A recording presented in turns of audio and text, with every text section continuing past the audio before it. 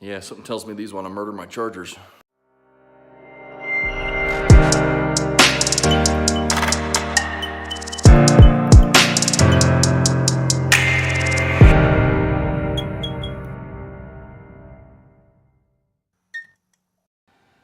All right, time for some results. So, as we did before, I went through, kind of at least how I discussed before. Went through, charged these as pairs, how they came out of the packs. Did a capacity test on those cells. Then went ahead and recharged them, split them up, and then discharged them. So the first time when they were in pairs, I did a discharge at 1 amp. And then this second time around, since we are splitting them up just to kind of keep it somewhat scientific, I did it at 0.5 amp. So that's basically, it'll, divide that out. Basic math as far as I'm concerned, but I definitely don't math well. We should be fairly close there. So just real quick, I went ahead and wrote down the figures that we had for 7 pairs that I've done for my initial test.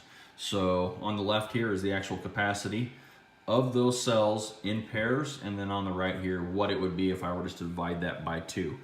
So just to start here, so the first pair, if we were to divide that, we were looking at 2,621 milliamp hour per cell based off of that figure here. So let's just go ahead and take a look at these 2 cells on the left. So you can see the first cell here. Let's just go ahead and actually do it from the Lido Colo because my handwriting is atrocious. So cell number 1 right here, we are looking at, I'm trying to look at this through the camera here, 2556, and the second one of 2598. So those cells were together. We are seeing a variance of roughly 40 milliamp hour between the 2. So if we look back over here, 2621, what was the figure? So we're within, for what I'm looking at, that's less than 100 milliamp hour difference. And then the cells themselves, once a full test, and obviously this would fluctuate. I could run this test over and over again, and it would probably change from 50 milliamp hour here and there. But we're close. So if I were to take those 2, just discharge them as a pair and just say, okay, I'm gonna say roughly 2,600 a cell. They actually came out to 2556. My baseline is roughly 1,800 milliamp hour for my Powerwall. Great, they made the pass. I didn't need to test each one individually. I could test twice as many, so that's good. So let's go on to the second pair here. So second pair, they tested out a 4536, which is 2268 milliamp hour if I were just to divide that figure by 2.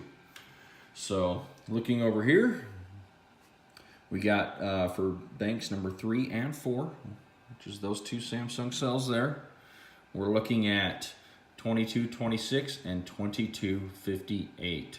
So roughly a 30 milliamp hour difference between those. What is it, 32? That's pretty good. So 2226 and 2258 versus 2268. I would say that's within that margin I'm looking at too. So I'm going to say roughly 100 milliamp hour. Those are both a pass. So moving on, I can't test these I can't pull this last one out. We'll pull these 2 out first because like I said in the prior video, this guy, click, click, click, it doesn't go. But it does work. So I just have to pull out the prior 3 to get it. So let's go ahead and check here. So the third one, 4626, divide that by 2, 2313. Pretty easy figure to get there. What did we get here? So third cell, 1965 and 2063. So there is a bit of a a variance there, 100 milliamp hour, and it looks actually testing. If we go back over that, are number 4. I'm sorry, we did number 3. I messed that up. Ignore that. We'll go back to that one. We're on number 4 here. So 1951, 1965, 2063. So it's that's pretty good. If we say I was going to average those 1951, we actually ended up better than what they were as a pair. And obviously that can change from cycle to cycle, but it's relatively close. So still, again, that is a pass for me. So I'm just gonna go ahead and just pull. There we go. It actually kicked over to number 1 without me having to pull number 2 out. Perfect. So let's go back to number 3 here. So 46.26 that we discussed. Divide that half, 23.13. So first cell, 24.02. I'd say that's pretty good. Let's go number 2 here, 23.88. So literally those 2 cells live together. I'm trying to keep the video a little bit more stable this time around. I mean, we're less than 20 milliamp hour difference on that. That is another pass for me. So good. So that's number 3. Let's move on. So we've done 1, 2, 3, and 4. Let's move on to number 5 here. 1, 2, 3, 4, 5. Trying to look at this through the camera. It doesn't go as easy. So we had 43, 42. Divide that by 2, 2171. So number 5 here. 2171 is the figure that we determined. So number 1 cell, 2234, 2162. That's pretty good. So the cells themselves, you know, there's oh man, I can't math today. There is a roughly 70 milliamp hour difference, 75-ish between those two. It's still within the margin of error, and we did say with that 2171, 2234, and actually come a little bit more, 2162 versus 2171 for the average. That's good. That's within that margin of error for me too. I'm not really concerned about little 40, 50 milliamp hour differences here and there. When I have a pack with 120 in parallel, the idea is I want to get these 1800 cells processed.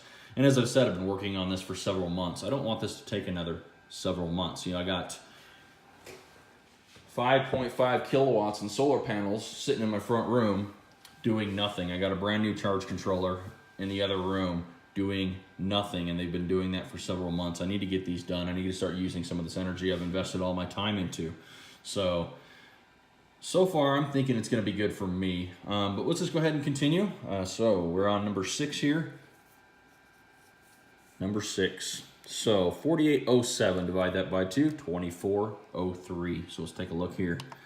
So 2562 and 2564. Wow, 2 milliamp hour difference. Exact same internal resistance, 2 milliamp hours.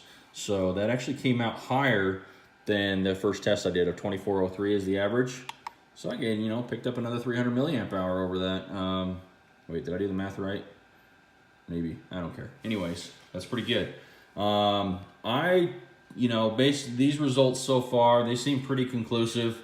That testing these in pairs and basically dividing it in half, you're gonna end up on the better end of the of the straw there. So I think that's probably a good thing. And just one more that I went ahead and did over here on my BTC 3100. I am not a fan of those.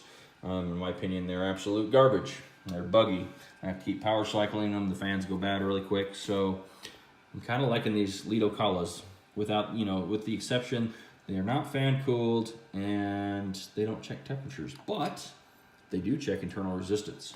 So for the money, buy them online for 15 bucks a piece and wait to get them shipped. That's not too shabby.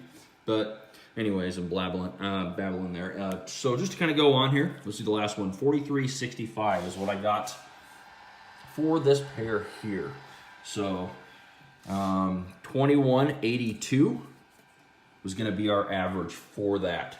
So as you can see right here,